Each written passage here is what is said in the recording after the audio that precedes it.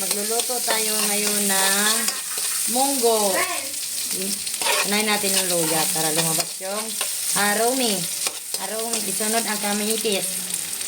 Kamitis. Oh, Isahin mabuti. Hanggang mapago. So, after nyan,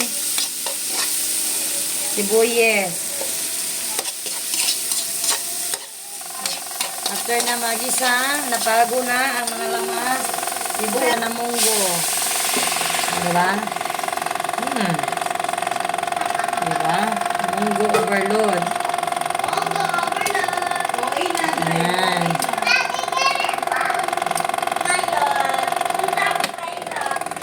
Ang ingay ng aming kalibutan. Ayan. So, after nyan, pakuluan natin mabuti. Wala pala kaming gulay nitong aming munggo. Kasi biglang plano lang nagmumunggo kami. Diba? Ikuanan mo ang tubig. Ayan, dito.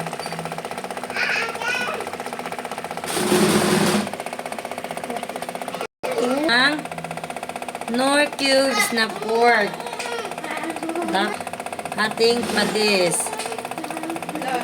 Paminti. Okay, paminti. And then, kunting asin. Then, tuwin. Antayin natin kumulo at umarsa ang ating mga munggo. Ito nating munggo, guys. Yan, o, diba? Malapit, malapot na munggo. So, ayan, magluluto naman tayo ngayon ng pork chop. So, tara. Ano ba din? Ano ba lang namin? Coat muna natin sa harina. So, tinimplahan ko lang to ng salt at saka papel. Then, put here. Then, again.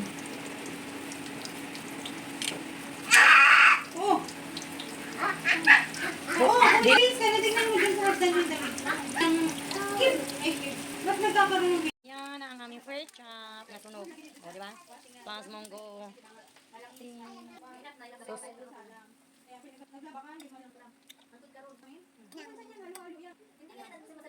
sila nga ang ate na.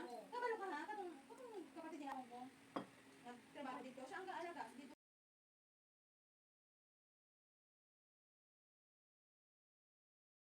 Kao nami guys. Luto na po.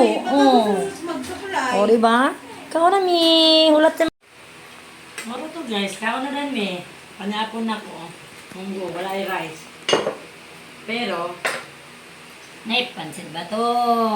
Wa Japon. Di Japon siya. Diet. Tita, ako